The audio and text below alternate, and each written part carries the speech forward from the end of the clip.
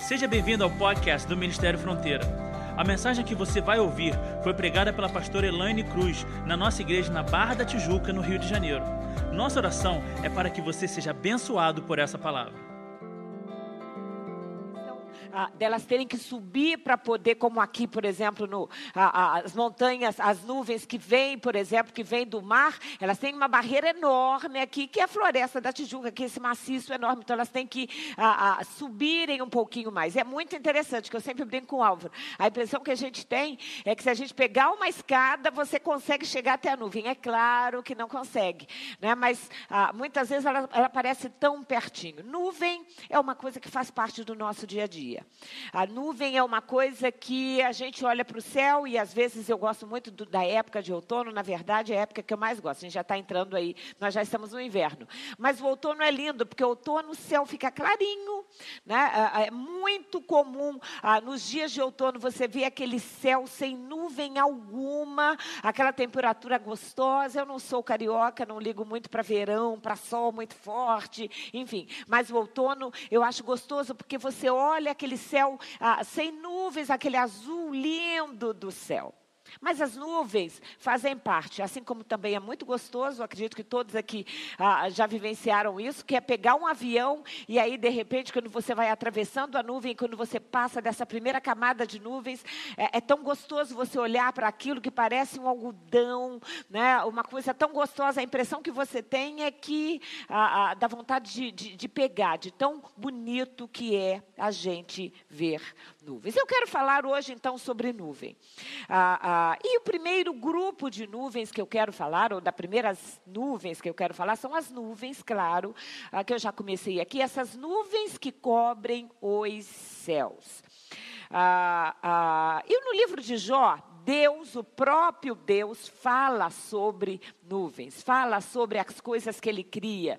E é um livro que eu gosto de ler, especialmente quando Deus começa a falar. Porque é muito lindo a gente ver os detalhes da Bíblia. Jó 37, de 5 a 16, diz assim: a voz de Deus troveja maravilhosamente. Ele faz coisas grandiosas acima do nosso entendimento. Ele diz à neve: caia sobre a terra. E a chuva, seja um forte aguaceiro. Ele paralisa o trabalho de cada homem a fim de que todos os que ele criou conheçam a sua obra.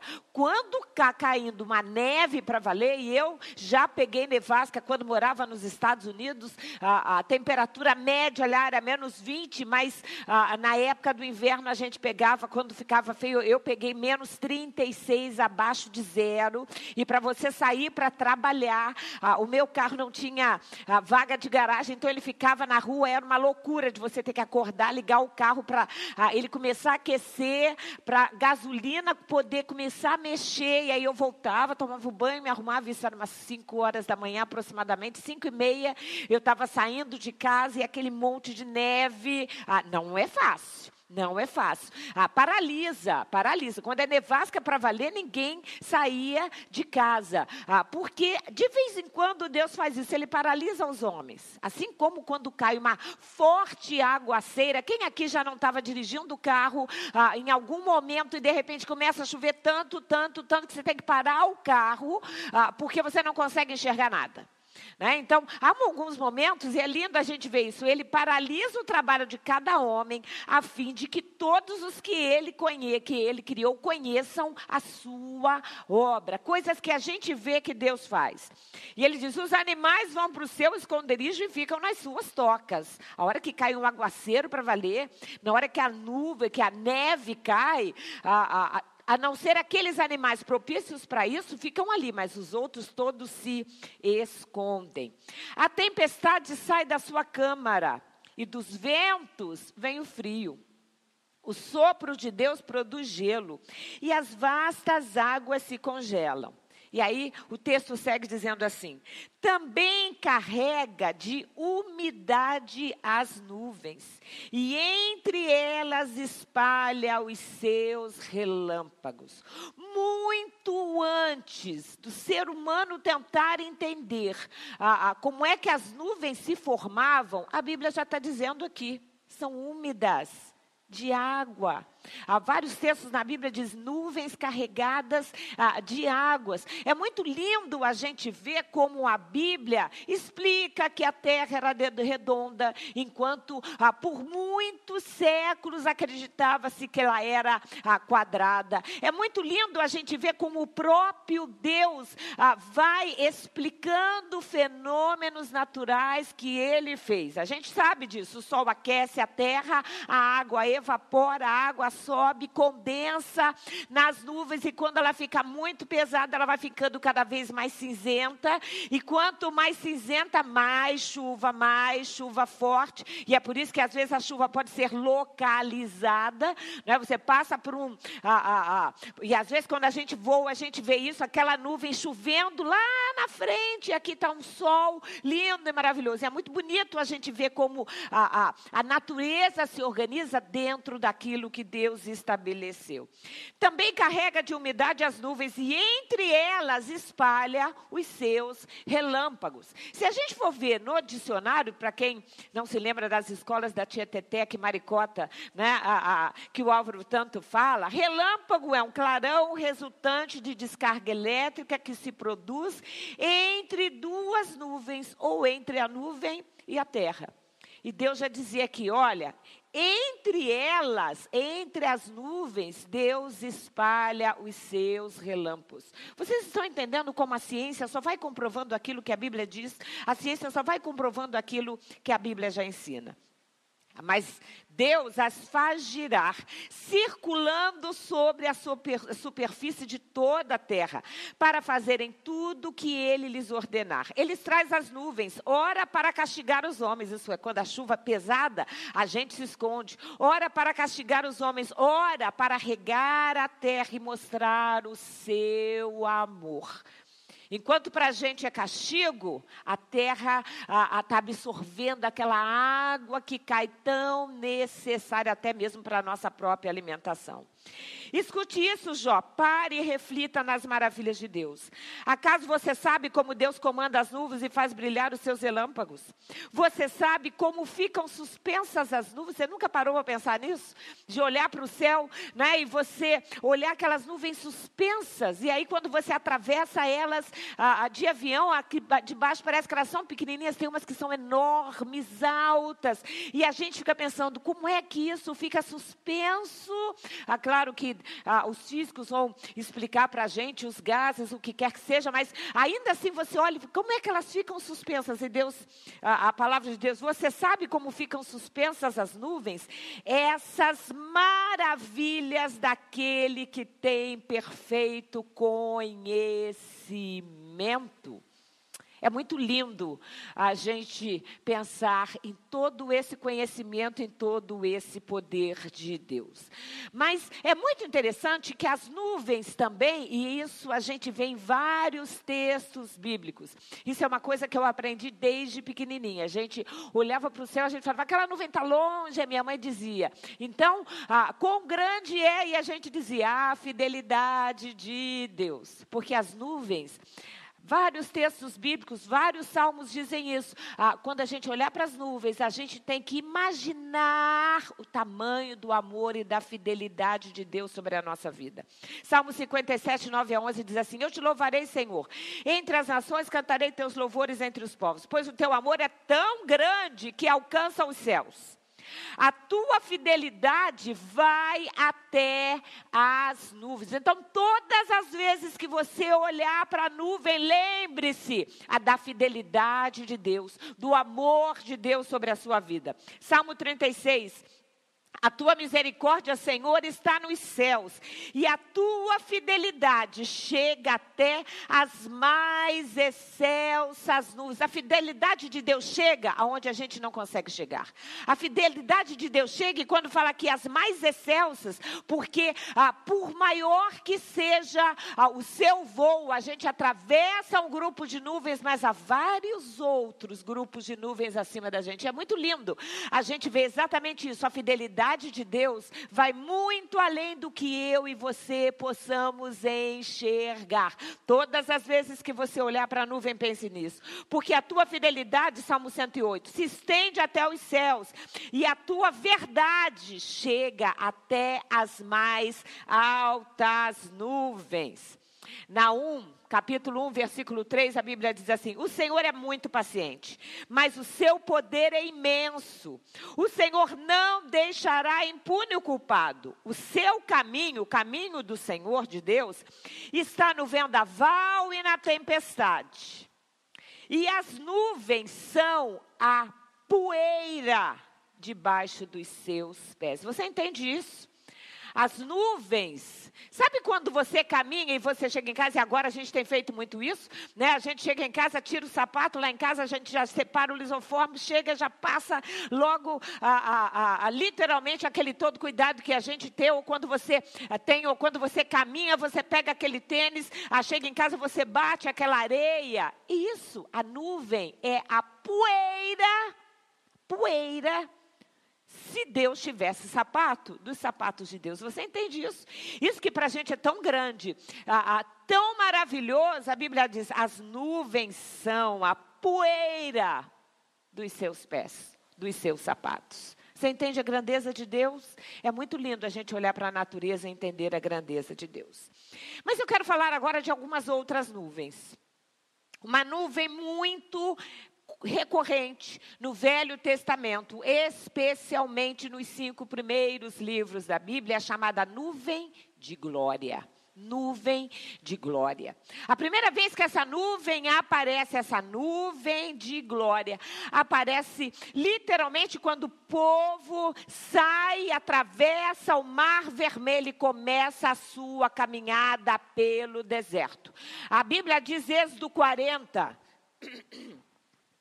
Êxodo 40, 38. Durante o dia, a nuvem do Senhor pairava no ar acima do tabernáculo. E à noite, fogo ardia dentro da nuvem. Então, quando a Bíblia fala da coluna, de uma nuvem durante o dia, uma coluna de fogo durante a noite, na realidade era nuvem de glória. Uma nuvem que prenotava, que significava, que apontava para a contínua presença protetora, cuidadora de Deus a favor do seu povo.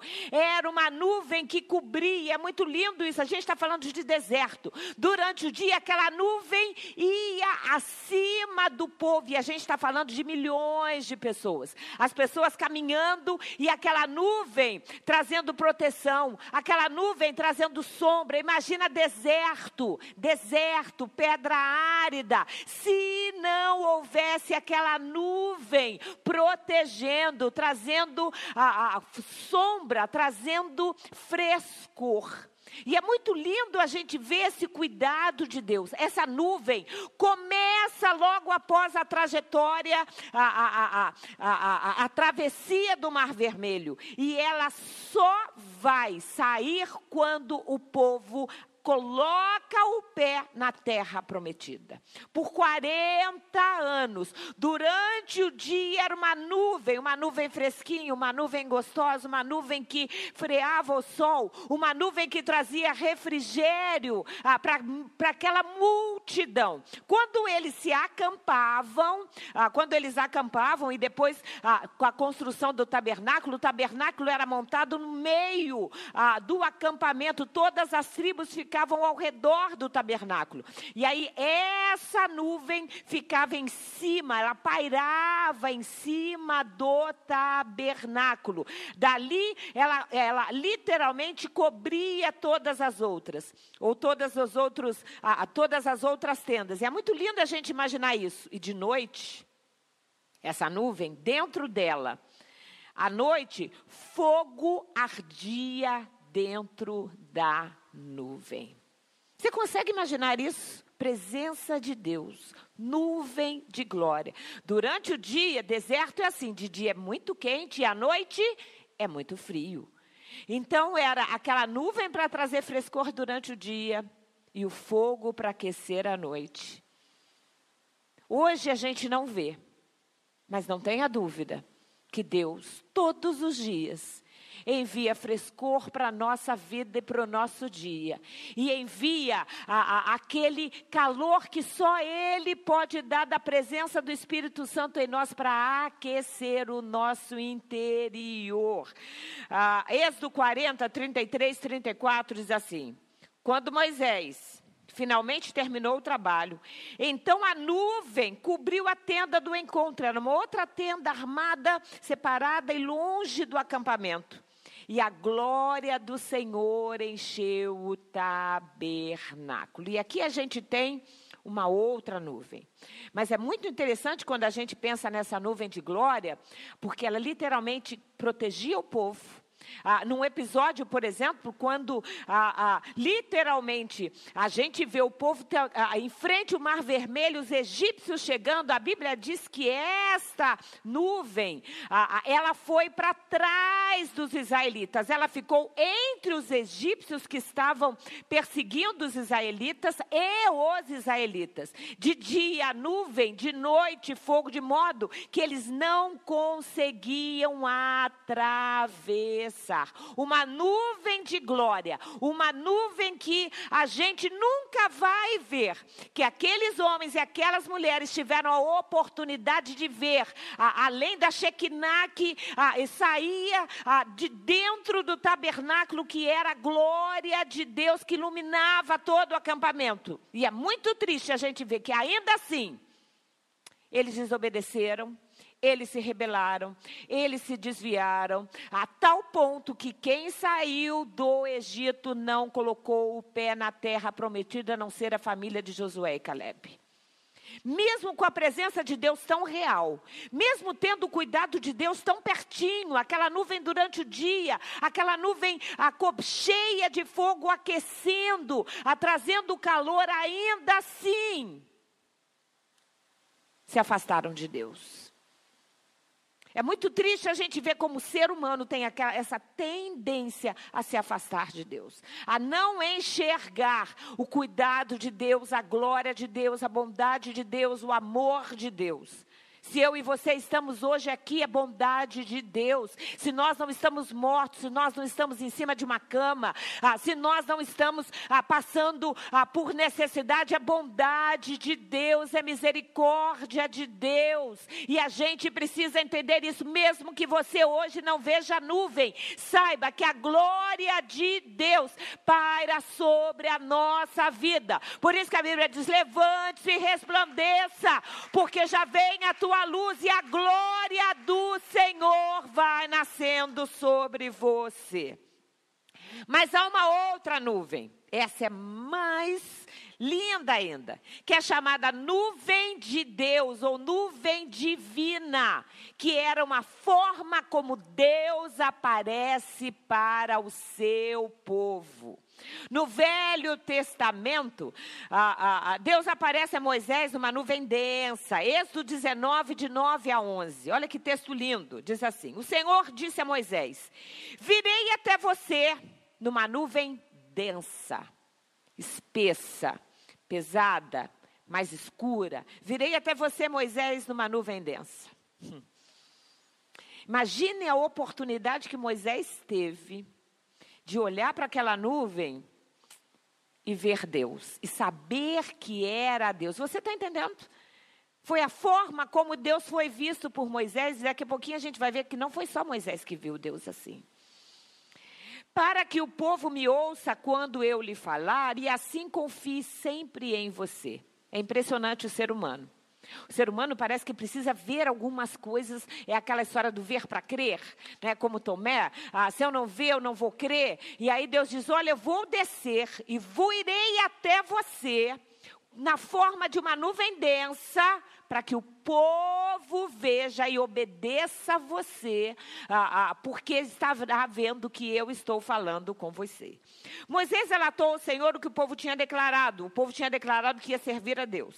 Então o Senhor disse a Moisés: desça e consagre o povo hoje e amanhã. A primeira coisa que a gente percebe é que essa glória de Deus, essa presença de Deus, não viria de qualquer forma. A Bíblia diz, Deus disse para Moisés, então você desce e consagra o povo por 3 dias. Hoje, amanhã aqui, fazia um pacote de 3 dias. Desça e consagre o povo. Providencie que eles lavem as suas roupas. E estejam prontos no 3º dia, pois nesse dia o Senhor descerá sobre o monte Sinai à vista de todos. Para que essa nuvem, para que essa presença de Deus, que ainda é real para a gente hoje, ela esteja de fato na nossa vida, aqui a gente tem consagração. Lavar as roupas aqui fala é o exemplo de uma santidade. Diante de Deus, a gente não aparece de qualquer jeito, a gente não vai de qualquer maneira. Eu não estou falando de qualidade de roupa que a gente está vivendo, não. Tá? Mas aonde Deus entra, quando Deus entra numa casa, essa casa não pode ser uma bagunça o tempo inteiro. Quando Deus entra numa casa ou entra num quarto, esse quarto não pode ser uma bagunça. Desculpem, mas é verdade. Né? Às vezes, a Pâmela era mais bagunceira um pouquinho do que o Tiago. Só um pouquinho, mas era. E eu lembro que às vezes eu chegava lá, ela falava, vai mãe, estou precisando não sei o quê, eu quero orar. Eu falei, minha filha, antes de você orar, arruma o quarto. Arruma o quarto, porque senão a oração não sobe. Né? Porque Deus é o ordeiro. Você imagina o céu todo bagunçado? Você acha mesmo que Deus vai estar numa casa onde você chega e tem, sei lá, sapato em cima do fogão e panela em cima da cama? Você acha que o Espírito Santo vai estar presente? E quando vocês olham para a igreja, por que a gente faz todo o cuidado de fazer o melhor para a igreja, de prover o melhor para a igreja?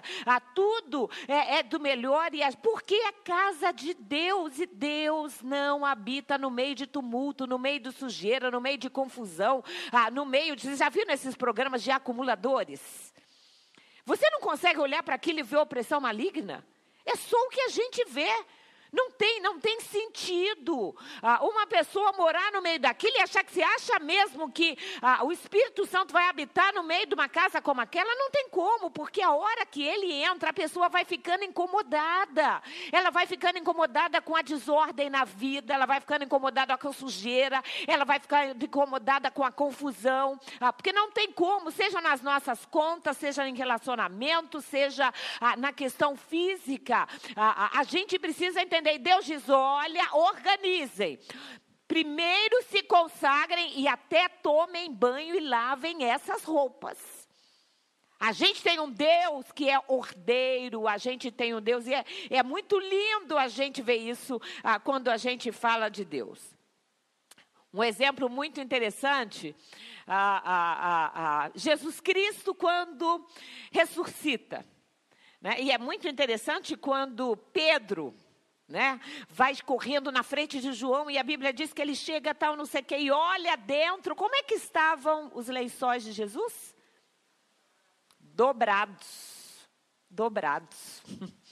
É muito bonito, eu não estou dizendo que se você não dobrar a roupa, não dobrar a sua roupa de cama, não dobrar, Deus não está na sua casa, não é isso. Você está entendendo o que eu estou falando? A gente tem um Deus que gosta assim, de tudo arrumado, de tudo bonito, de tudo lindo. Então, para Ele, a gente vem, como vocês sempre vêm, né? A gente se arruma para vir à igreja, a gente, em casa, a gente organiza. É por isso que é muito lindo a gente ver, por exemplo, o grupo de classificados, cada uma coloca uma coisa mais linda que a outra, mais bem feita que a outra, e aí, se não tem lá um dom, tem uma Jéssica que vai lá e trabalha, e faz ali, de uma forma que fique bonito, e é exatamente isso. A gente tem um Deus, né, que gosta disso, Ele gosta da unidade, mas Ele gosta da coisa muito bem organizada.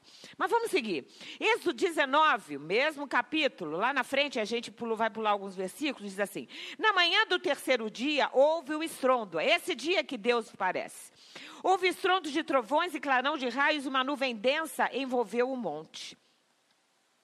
Um toque longo de trombeta ressoou. Não eram trombetas, ninguém estava tocando, não. O povo ouviu um toque de trombeta. E todo o povo que estava no acampamento tremeu. Moisés conduziu o povo para fora do acampamento ao encontro de Deus e todos pararam ao pé do monte. O monte Sinai estava todo coberto de fumaça, pois o Senhor havia descido em forma de fogo. Nuvens de fumaça subiam ao céu, como de uma imensa fornalha, e todo o monte tremia violentamente. E enquanto o barulho da trombeta aumentava, Moisés falava e Deus respondia com voz de trovão. Que nuvem linda que não foi essa. Eu gosto de ler esse texto, ficar imaginando a presença de Deus. A presença de Deus na nossa vida precisa ser muito parecido com isso. A presença de Deus na nossa vida, quando a gente está cantando, quando a gente está orando, sabe, a gente precisa pedir isso a Deus. Senhor, me faz sentir essa presença. Sabe aquela presença? Quem estava no camp? Sabe aquela presença que a gente sentiu lá? Aquilo ali não é só para camp, não. Aquela é uma presença que a gente precisa buscar nos cultos da igreja. Aquela é uma presença que a gente precisa buscar quando a gente estiver orando em casa. Aquela é a presença de Deus, que faz com que a gente sinta e ouça vozes, com que a gente sinta o toque dele, ele andando, ele tocando, ele tratando, ele falando. É exatamente assim. Esses dias não foi esse domingo, agora foi domingo retrasado, nós estamos louvando aqui, muita presença de Deus, céu aberto. A Lília teve uma visão, aí depois, mal terminou o culto, a Elianai também veio falar para Elaine, eu vi literalmente, como se fossem via a presença de Deus, e ouvindo passos aqui em cima do altar, e foi exatamente isso, presença de Deus, sabe, há momentos em que Deus se mostra, e aqui é uma forma linda, como ele se veio, na forma de nuvem densa, de repente como fogo, uma nuvem de fumaça que subia, apontando a presença de Deus. A gente não vai ler, mas Moisés sobe ao monte, e a Bíblia diz que a nuvem cobre o monte, essa nuvem espessa da presença de Deus cobre o monte. Depois do 7º dia, Deus ordena para Moisés, entra na nuvem. Entra na nuvem. E aí Moisés sozinho deixa Arão, deixa todo mundo que estava acompanhando ele. A Bíblia diz que ele entra na nuvem da presença de Deus. Passa 40 dias. E não é à toa que quando ele desce de lá, a Bíblia diz que Deus desceu em nuvem, acompanhando Moisés. E o rosto de Moisés resplandecia de tal modo que ninguém conseguia olhar para ele, porque a glória de Deus estava estampada no rosto de Moisés. Que coisa linda isso. A nuvem da presença de Deus. E essa nuvem, a Bíblia diz que quando o tabernáculo é fechado, a nuvem que pairava sobre o povo, que à noite era uma coluna de fogo, ficou por cima do tabernáculo, mas a glória de Deus, essa outra nuvem da presença de Deus entrou no tabernáculo. Quando Salomão constrói o templo, e o templo é oferecido a Deus, a Bíblia diz que entra como uma nuvem, a glória de Deus entra no templo, a glória da presença de Deus. E é muito lindo isso. Quando a gente vai para o Novo Testamento, isso é mais lindo ainda, a gente tem Jesus.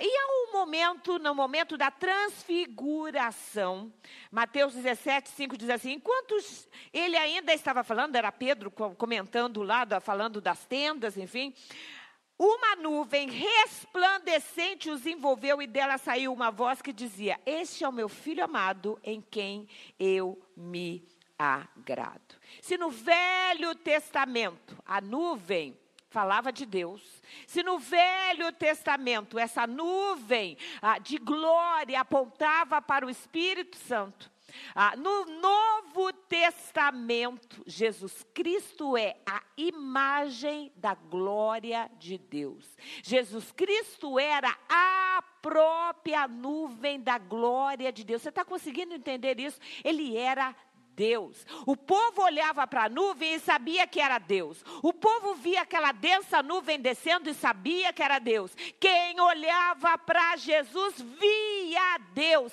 Ele é a glória de Deus no Novo Testamento. João 1,14 diz assim, aquele que a palavra tornou-se carne e viveu entre nós, vimos a sua glória. A glória, aquela nuvem de glória, aquilo que parava agora, era visível, era tocável, as pessoas tocavam em Jesus. Vimos a sua glória, a glória como do unigênito do Pai. 2 Coríntios 4:4 diz assim: o Deus desse mundo cegou a mente dos que não creem, para que não consigam ver a luz das boas novas, não entendendo essa mensagem a respeito da glória de Cristo, que é a imagem de Deus. Você está entendendo isso? Jesus Cristo era a própria glória de Deus.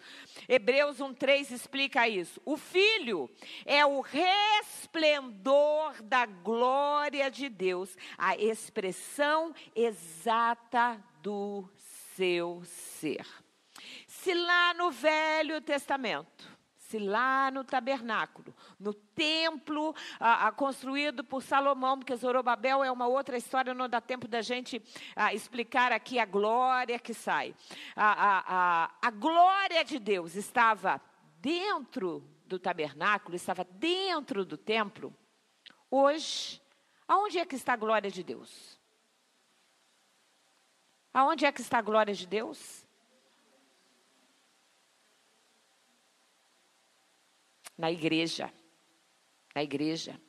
E quando eu falo igreja com I maiúsculo. O que significa igreja com I maiúsculo? A gente tem a igreja que vem desde a morte de Jesus Cristo na cruz do Calvário, todos aqueles que aceitaram a Jesus até o arrebatamento da igreja. A verdade, essa igreja com I maiúsculo, só Deus sabe qual é. Porque para ser igreja com I maiúsculo, não basta estar sentado no templo. Quem estava aqui no último culto entendeu isso muito bem. Né? O Álvaro falou sobre isso. Não basta estar sentado num templo. Não estou falando só aqui no Fronteira, não. Em qualquer templo, em qualquer lugar do mundo. Para ser igreja com I maiúsculo, tem que ter o nome escrito no livro da vida. E só Deus sabe quem é que está com o nome escrito no livro da vida. A gente pode ter uma ideia, mas só Deus sabe quem é que está com o nome escrito no livro da vida.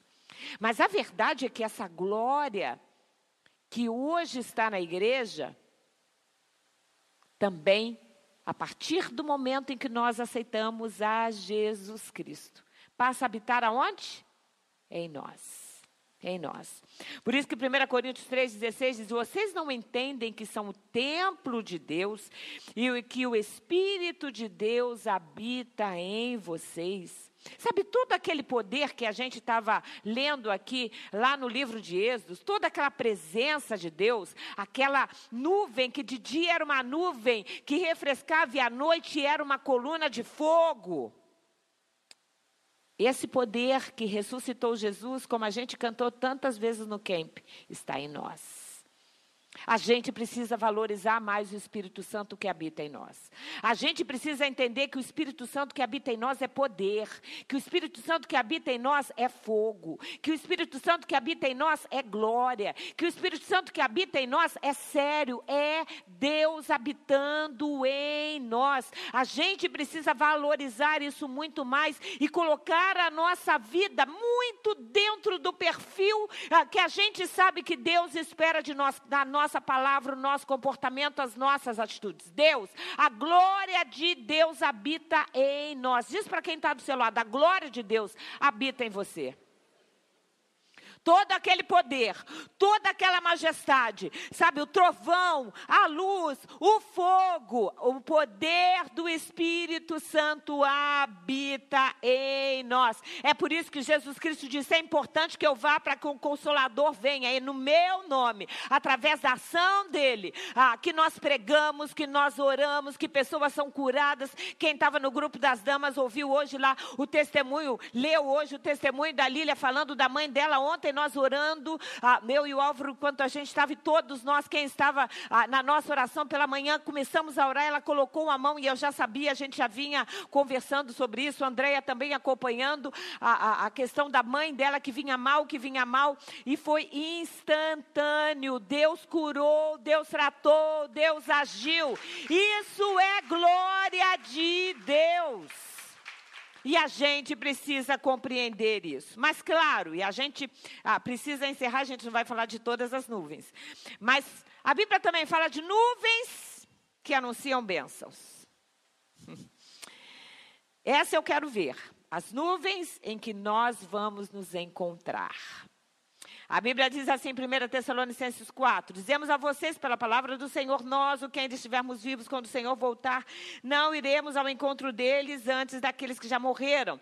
Pois o Senhor mesmo descerá do céu com brado de combate, de comando, com a voz de arcanjo e com toque da trombeta. Primeiro os mortos em Cristo ressuscitarão, depois nós, os que ainda estivermos vivos, seremos arrebatados nas nuvens ao encontro do Senhor nos ares. Quando você olhar para a nuvem, e agora eu estou falando dessa nuvem que você olha no céu, lembre da fidelidade de Deus, lembre do amor de Deus, mas lembre-se que um dia, num abrir e fechar de olhos, você vai estar aqui e de repente você vai estar em meio às nuvens, com todos aqueles que são remidos no sangue do Cordeiro. O nosso próximo encontro com Jesus será nas nuvens. Eu quero estar lá. Quem quer estar lá? Eu quero estar lá. E a gente precisa. Há um cântico que eu até coloquei aí, que a gente cantava, que diz: não tardará e Cristo há de voltar, não tardará, vamos para o lar, eu quero me preparar e quero logo subir. E quero junto a você, lá nos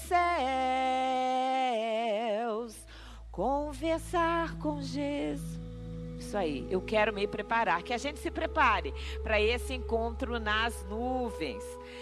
Mas as nuvens falam também da sua volta. Uma outra, essa nós não vamos estar nela, mas nós vamos vê-la. Mateus 24:30 diz assim: então aparecerá no céu o sinal do Filho do Homem, todas as tribos da terra se lamentarão. E verão o Filho do Homem vindo sobre as nuvens do céu com poder e grande glória. Então se verá o Filho do Homem vindo sobre as nuvens com poder e glória.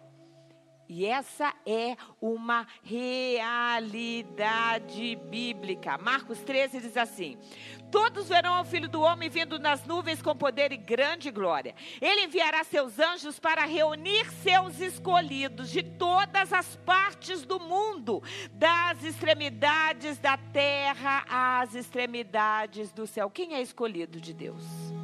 Amém. Ele vai nos reunir. Mas também temos a nuvem que aponta para a chuva. A nuvem que rispa depois de 3 anos, seca. E aí depois de alguns meses que ela vê os seus filhos sendo mortos. 2 filhos dela morreram. Foram mortos injustamente. E eu fico imaginando quantas vezes ela não olhou para o céu. Que ela fica vendo os filhos se decomporem. Campo aberto. Durante 6 meses. E só depois que Davi, que era rei, honra os filhos de Rispa, é que as nuvens aparecem e as chuvas caem sobre a terra. A Bíblia fala várias vezes de nuvens que aparecem trazendo chuva. Nuvens que aparecem apontando para bênçãos. E claro, a principal delas, a gente conhece, que é aquela passagem de Elias, quando ele está no monte, e aí ele ora, os profetas de Baal, profetas de Aserá, e ele persegue, ele mata os profetas, e ele havia dito: Deus vai fazer cair fogo do céu, e depois Deus vai fazer cair chuva sobre a terra. 3 anos já que não chovia. E a Bíblia diz que depois que Deus honra, ele fala sobre tudo aquilo que Deus tinha feito. Ele repara o altar, ele confirma a presença de Deus, ele elimina os inimigos, ele clama e consagra a vitória. A Bíblia diz que ele coloca a boca no pó e começa a orar para que Deus mande chuva. E aí, essa passagem que nós cantamos hoje, a Bíblia diz que ele fica pedindo ao seu servo para que olhe nos céus, para que veja se vem sombras de nuvens. E várias vezes o menino vai e olha e diz: não tem nada, o céu está limpo, o céu está limpo. Aí tem um momento que ele diz, eu vejo uma pequena nuvem do tamanho da mão de um homem. E quando Elias sabe daquilo, a Bíblia diz que ele se levanta, avisa Acabe, corre que vai cair muita chuva, eu já vejo muita chuva. E tudo que tinha era uma pequena nuvem do tamanho da mão de um homem.